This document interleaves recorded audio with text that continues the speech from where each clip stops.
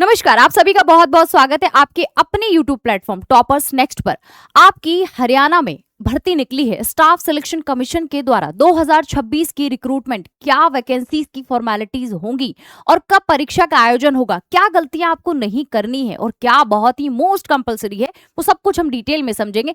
Start कर लेते हैं आपका सेशन वैकेंसीज की इंफॉर्मेशन को जानने के लिए। चलिए, तो ये हरियाणा प्रदेश में आपका होने जा रही है इस परीक्षा का आयोजन। तो जल्दी से जो जो आपको बताया जाए उस बात को ठीक से समझते जाइए। ठीक है, हरियाणा में स्टाफ सिलेक्शन कमीशन ने HSSC ने ये आपकी ग्रुप सी की रिक्रूटमेंट को निकाला है। ठीक है, कब? 2026 में। तो पर्टिकुलर क्या इंपॉर्टेंट है और क्या डिटेल है देखते हुए चलेंगे। ऑर्गेनाइजेशन में नेम क्या है? स्टाफ सिलेक्शन कमीशन हरियाणा के द्वारा ये किया जा रहा है। पहला रिक्रूटमेंट का नाम क्या है आपका? Haryana staff selection commission group C recruitment 2026। बिल्कुल, एडवर्टीजमेंट नंबर आपको ये दिया रहेगा। हालांकि ये आपके ज्यादा काम का नहीं है, लेकिन फिर भी आप एक बार नजर रखते हुए चलें। टोटल पोस्ट कितनी है? 1238, यानी कि 1238।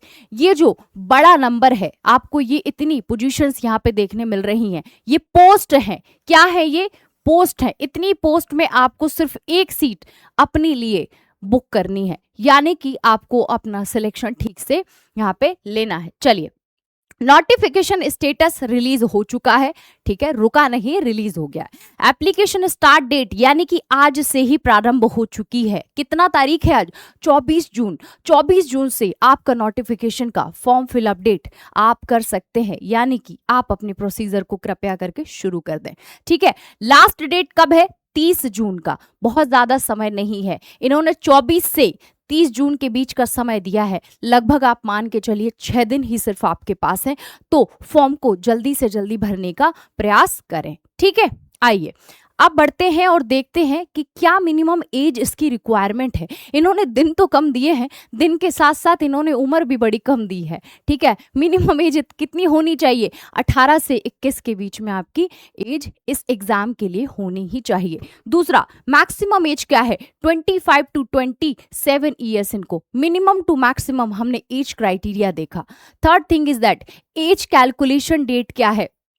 30 जून 2026 तक इस वाली डेट की कंसिडरेशन को कंप्लीट होना चाहिए, अदरवाइज आपके एग्जामिनेशन में वो चीज कंसिडरेबल नहीं होगी। आते हैं ऑफिशियल वेबसाइट पर, आप जाएंगे वहां पर अपने क्लिक करेंगे लिंक को और अपने फॉर्म के प्रोसीजर को डन करेंगे। ठीक है, पोस्ट कैटेगरी क्या है आपकी? ग्रुप सी वेरियस पोस्ट हमें 1000 से ज्यादा हमने अभी देखी। इंपॉर्टेंट नोट क्या है? सुनते जाइए। कैंडिडेट मस्ट चेक, ठीक है क्या, the complete details of HSSC CET group C. कहने का मतलब है, वो कह रहे हैं कि क्या क्या इंपॉर्टेंट है, क्या मस्ट है, आपको ये पहले नोटिफिकेशन में पढ़ना चाहिए। क्योंकि बच्चा एग्जाम टाइम में जब जाता है तो वो भूल जाता है कि उसने फॉर्म में क्या क्या फिलअप किया था, और भूलने की वजह से कई सारी गलतियों का जब वो सामना करता है तो कहीं ना कहीं छोटी सी गलती की वजह से अपने सिलेक्शन को खो देता है। ठीक है, तो हमेशा नोटिफिकेशन को अच्छे से पढ़ें। ठीक है, सिर्फ फॉर्म भरना या भरवाना साइबर कैफे पर जाकर वो बस काम नहीं होता। ठीक है, तो रिक्रूटमेंट 2026 बिफोर अप्लाइंग आपको ये देखने मिलेगा। चलिए, इवेंट इंपॉर्टेंट डेट क्या है? आ जाइए, मतलब कब से शुरू हो रहा है ये देख लेते हैं। ऑनलाइन स्टार्ट डेट हो चुकी है 24 जून से, यानी कि हम और आप जब बात कर रहे हैं बिल्कुल सही सेम डे में ही हम मिले हैं इसी बात को, वैकेंसी को लेकर के, है ना। टॉपर्स नेक्स्ट पे आ जाइए। ऑनलाइन अप्लाई लास्ट डेट क्या है? मैंने पहले ही बोला, ज्यादा समय इन्होंने नहीं दिया है, 6 डेज सिर्फ दिए हैं इन्होंने। ठीक है, चलिए, last date for fee payment, fee payment के लिए भी इन्होंने टाइम नहीं दिया। जबकि और एग्जाम में क्या होता है, वो थोड़ा सा 2 दिन का एक्स्ट्रा टाइम देते हैं, बट यहाँ इन्होंने वो भी नहीं दिया। करेक्शन डेट के लिए थोड़ा सा समय दे दिया है। ठीक है, 1 से 2 जुलाई सिर्फ करेक्शन के लिए। देखो, करेक्शन का सीधा मतलब है, हालांकि यहाँ पे इन्होंने कोई चार्ज एप्लीकेबल नहीं किए हैं कि कोई करेक्शन के चार्ज लगेंगे। अदरवाइज आप अगर किसी भी एग्जाम फॉर्म में करेक्शन करवाते हैं तो 250 या 300 अकॉर्डिंग टू आपके एग्जाम मांग लिए जाते हैं पैसे। ठीक है, चलिए, एग्जाम डेट अभी नहीं आई है। क्या कह रहे हैं? एग्जाम डेट अभी नहीं आई है, तो घबराना नहीं है, लेकिन तैयारी को जारी रखना है। ठीक है, एडमिट कार्ड बिफोर एग्जाम यानी कि विद इन वीक आपके पास आ जाता है। ठीक है, तो उसकी भी अभी कोई टेंशन नहीं है। Result will be updated here soon, मतलब इसी वेबसाइट पर आपको रिजल्ट भी मिल जाता है, तो आपको उस चीज को लेके भी परेशान नहीं होना है, ठीक है। Important note, candidates are advised to confirm from the HSSC official website. किसी भी प्रकार की कोई भी इंफॉर्मेशन ऑथेंटिक वेबसाइट से ही कंसिडरेबल होगी और आपको वहीं से ही देखना चाहिए, इधर उधर नहीं बटना है, ना ही खुद को बांटना है।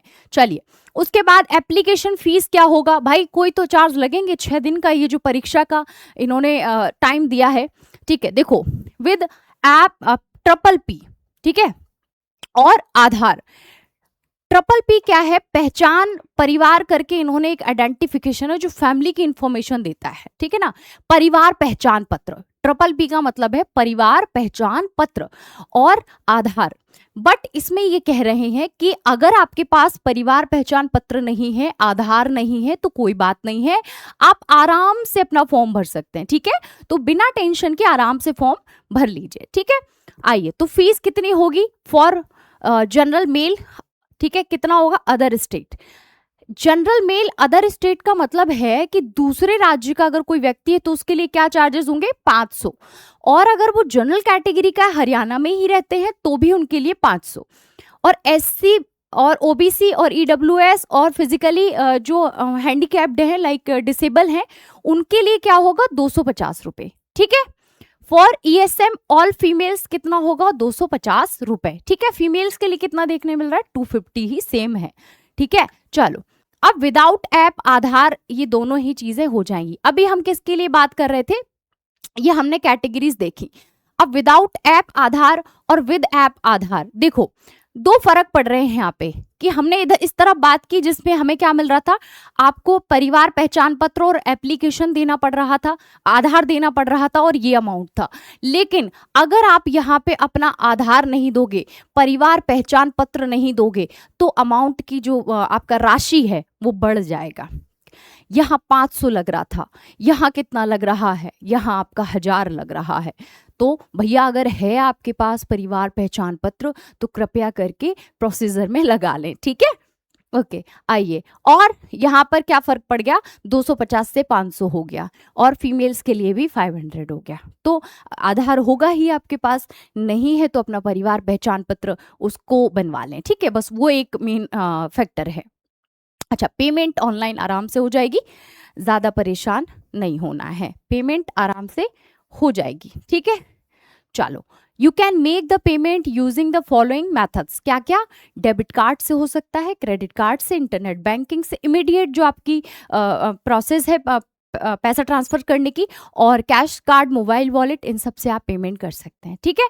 सो ये रही आपकी ये चीज़ है, इंटरनेट बैंकिंग और इमीडिएट आपको पैसा ट्रांसफर करने वाली, ठीक है। चलो, अब इसका जो हरियाणा स्टाफ सिलेक्शन कमीशन में आप रिक्रूटमेंट 2026 वैकेंसीज, इसमें क्या रहेगा, पोस्ट नेम आपको बता दी गई है, assistant superintendent jail for male, okay, assistant superintendent jail for male, how many, number of post है 30।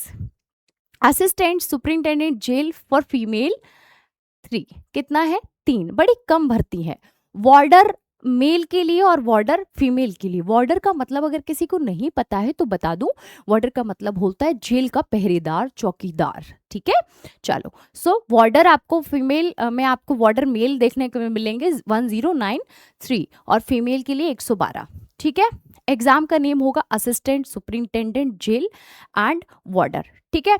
अब क्या होगा कि candidate must have graduation degree from a recognised university and have qualified the UPSSC computer diploma आपके पास होना चाहिए।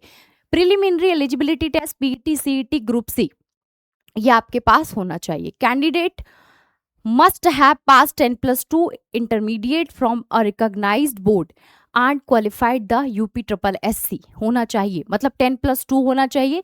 और ये आपका क्या होना चाहिए, preliminary eligibility test PET CET group C में देखने को मिलेगा, ये होना चाहिए आपके लिए, मस्ट है। एलिजिबिलिटी क्राइटेरिया अगर ये नहीं रहेंगे PET CET और आपका, तो आपको इससे भर्ती से आउट माना जाएगा, ठीक है। चलो, अब देख लेते हैं कि CET नोटिफिकेशन जो आपका है इसमें एज लिमिट एज ऑन 30 जून क्या दिया गया है, टोटल पोस्ट कितनी है डियर स्टूडेंट, 1238 पोस्ट है। ठीक है, हरियाणा जेल के लिए पोस्ट निकाली है, किसके लिए, वार्डर के लिए। 18 से 25 आपकी एज है, 18 से 21 से 27 मैक्सिमम एज है। ठीक है, उसके साथ पोस्ट नेम क्या है आपका, वार्डर। एज लिमिट बता दी है, पोस्ट नेम बता दिया है, असिस्टेंट सुपरिंटेंडेंट जेल। ठीक है, एज लिमिट कितनी है, 21 से 27 साल। ठीक है, as relaxation as per Haryana government rules, Haryana government हर स्टेट की एज रिलैक्सेशन को लेकर के अलग अलग नियम होते हैं, कई बार 40 साल तक भी दे देते हैं, बट इन्होंने बहुत ज्यादा ना तो फॉर्म भरने का टाइम दिया है और ना ही इन्होंने एज का रिलैक्सेशन दिया है। तो भाई गलती ना करें, और सुधार करने के लिए भी सिर्फ 2 जुलाई तक का टाइम दिया है। ठीक, चलो अब देख लेते हैं सिलेबस क्या है, सिलेबस में क्या पूछा जाएगा। जब भी हम किसी एग्जाम की तैयारी को लेकर के सीरियस होते हैं तो सबसे पहले दिमाग में एक चीज आती है कि क्या इस पेपर को लेकर के हमारी जो तैयारी है वो ठीक से हो पाएगी। तो सिलेबस एक बार देख लें, आ जाइए। आप सीईटी ग्रुप सी सिलेबस का मेन फैक्टर तो समझते हुए चलेंगे और देखेंगे कि क्या है इस सिलेबस में। आ जाओ, देखो हरियाणा का, स्पेशली हरियाणा का पेपर है तो जीके तो पूछेगा। अब जीके में history, geography, culture, festival, current affairs. ठीक है, और मैं क्या पढ़ाती हूँ, करंट अफेयर्स। तो यूट्यूब चैनल पे जितने लोग जुड़े हुए, लाइक शेयर सब्सक्राइब कर लो प्लीज, करंट अफेयर मैं ही देखूंगी आपका। ठीक है, चलो इकोनॉमी, इंपॉर्टेंट पर्सनालिटीज, आपको ये सब इंपॉर्टेंट पर्सनालिटीज और करंट अफेयर, इकोनॉमी, ये वाला पोर्शन में आपका मैं पढ़ाऊंगी। ठीक है, तो चैनल को लाइक शेयर कर लो। General awareness, reasoning ability, quantitative aptitude, English language, Hindi, computer knowledge, Haryana economy, environment, disaster management, rural development, rural marketing. आप देख रहे हो कुछ नहीं छोड़ा है, सब पूछ लिया है, तो ये सब कुछ आपको करना है। ठीक है, एग्जाम पैटर्न ग्रुप सी का क्या रहेगा, टोटल क्वेश्चन रहेंगे 100 प्रश्नों की पूछताछ इसमें होगी, मार्क्स भी 100, यानी कि प्रत्येक के लिए आपको 1 नंबर दिया जाएगा। एग्जाम मोड क्या है, ऑफलाइन है, OMR शीट बेस्ड है। ड्यूरेशन क्या रहेगी, 105 मिनट। ठीक है, 105 मिनट का मतलब है आपका 120, मतलब पूरे 2 घंटे से थोड़ा सा और कम। ठीक है, चलो 15 मिनट कम। Negative marking, no negative marking, सबसे अच्छी बात है यहाँ कोई नेगेटिव मार्किंग नहीं है।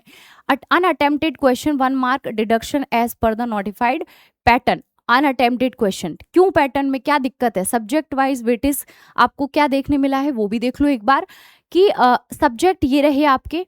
वेटेज सबसे ज्यादा देखो जीके का रहेगा, यहाँ पे हरियाणा के जीके का 16 नंबर का पूछा जा रहा है, हरियाणा का जीके। ठीक है, और क्या देखने मिल रहा है, सॉरी एक सेकेंड, 20 नंबर का। ठीक है, 20 नंबर का पूछा जा रहा है, कितने नंबर का पूछा जा रहा है, 20 नंबर का। 20 नंबर का आपको हरियाणा का जीके पूछा जा रहा है। सबसे ज्यादा जो वेटेज रहेगा वो किसका रहेगा, हरियाणा जीके का। तो भाई अच्छे से पढ़ना है, और जीके का जो पोर्शन है वो मैं आपको कवर करवा दूंगी, हमारे पेड बैचेस भी अवेलेबल हैं। ठीक है, चलिए जनरल अवेयरनेस और बहुत सारी चीजें और इतने सब्जेक्ट आपको पढ़ने हैं। देखो उसके बाद दूसरे नंबर पे आपको देखने मिल रहा है जनरल अवेयरनेस का पार्ट।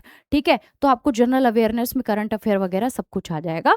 तो ये आपकी मार्किंग दी हुई है, 100 क्वेश्चन होंगे और 100 नंबर होंगे। ठीक है, तो ये था आपका पूरा पैटर्न एग्जाम को लेकर के। 1 2 3 4 5 6 7 8 9 10 पूरे 10 सब्जेक्ट पढ़ने हैं, पूरे 10 सब्जेक्ट पढ़ने हैं। तब तक के लिए अपना ध्यान रखिए, खुश रहिए। और 24 तारीख है आज आपकी परीक्षा का जो पैटर्न है आपको बता दिया मैंने, सिलेबस बता दिया। तो प्लीज चैनल को लाइक शेयर सब्सक्राइब कर लीजिए ताकि सारी इंपॉर्टेंट इन्फॉर्मेशन आप तक पहुंच पाए। ठीक है, फॉर्म भर दीजिए, जाइए जल्दी से, देर मत करिए। Thank you so much.